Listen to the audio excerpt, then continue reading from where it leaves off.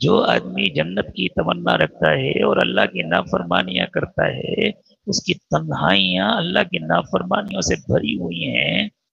اور عجیب بات ہے، نوجوان اپنے حالات دیکھتے ہیں، حضرت معمولات نہیں ہو پاتے، اتنی آسانی سے چھٹکارا مل جاتا تو حساب نہ ہوتا۔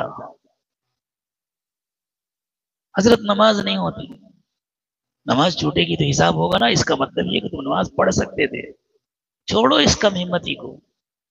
حضرت گناہ نہیں چھوٹتے، تم چھوڑنا نہیں چاہتے اس لیے نہیں چھوڑتے۔ ہاں، تمہیں پتا ہو فلاں ہوٹل کی مندی بہت اچھی ہوتی ہے، لائن لگا کے کھڑے ہیں کھانے کے لیے، اور پتا چلا آج کی مندی میں کوک نے زہر ملا دیا ہے، تو پولیس ڈنڈا لے کے گئے، خبردار کوئی گھر مت جانا، سب لائن میں لگے رہو، کوئی ادھر کا راستہ لے گا، کوئی ادھر کا، کوئی رکے گا؟ کیوں؟ زہر کا نقصان معلوم ہے، گناہ کا نقصان نہیں معلوم۔ خامخواہ سے جڑنے کے بعد بھی اگر گناہ نہیں چھوٹ رہے تو ڈوب مرنے کا مقام ہے۔ کیا چیز کم ہمتی ہے؟ تم ہمت کر لو، شیطان کے پاس طاقت بہت ہے، لیکن وہ ہمت میں تمہارا مقابلہ نہیں کر سکتا۔ اس کی وجہ ہے وہ جو کچھ کرتا ہے اپنی ہمت سے، وہ اپنی طاقت کے بھروسے پر کرتا ہے، اور جب تم پختہ ہمت کر لو گے تو تمہارے ساتھ اللہ کی مدد ہوگی، اور شیطان اللہ کے مقابلے میں کچھ نہیں کر سکتا۔ اسی لیے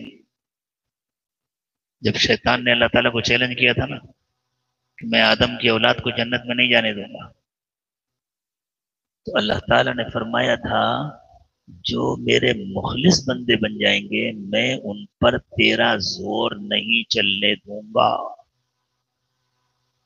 یوں سمجھو جب ہم ہمت کر لیں گے اور پکی نیت کر لیں گے تو ہم کو اللہ کی سپورٹ مل جائے گی، ہم آڑ میں ہو جائیں گے، اور شیطان کے مقابلے میں اللہ کھڑے ہو جائیں گے، تو پھر چاہے اس کی جتنی طاقت ہو وہ اللہ کا کچھ بگاڑ سکتا ہے۔ اور جب تک ہمیں اللہ کا سپورٹ نہیں ملے گا ہم شیطان کا کچھ نہیں کر سکیں گے، شیطان پھونک دے گا تو ہم اڑ جائیں گے، چونکہ ہم نے گناہ چھوڑنے کا پکا ارادہ نہیں کیا ہوتا، اس لیے اللہ کی سپورٹ ملتی نہیں۔ آج پکا ارادہ کر لیں گے اللہ کی مدد مل جائے، بالکل پکا ارادہ کریں۔ اور کبھی کبھی ایسا بھی ہوتا ہے پکے ارادے کے بعد بھی اللہ تعالیٰ آزمانے کے لیے تھوڑا سا چھوٹ دے دیتے ہیں، جانے دو اس کو، دیکھیں کیا کرتا ہے۔ اچھا دیکھیں اگر گناہ کرا دیتا ہے تو میرے بندے کا حال کیا ہوتا ہے؟ وہ گناہ کو ایک مکھی سمجھتا ہے کہ اڑا دیا، یا وہ اس کو موت سے زیادہ خطرناک سمجھتا ہے؟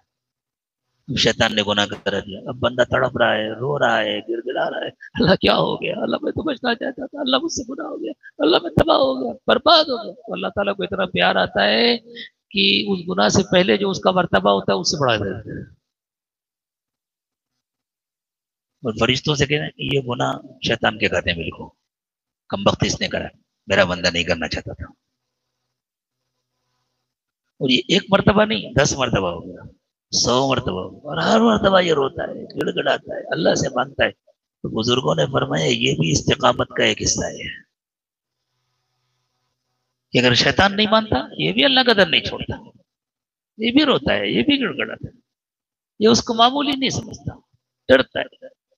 تو پھر اللہ کہیں گے سوری سزا شیطان کو دی جائے گی، میرا بندہ تو بچنا چاہتا تھا، میں نے شیطان کو چھوٹ دی تھی، یہ تو برابر توبہ کرتا تھا، چلو اس کو نیکوں کے ساتھ جنت میں بھیجو۔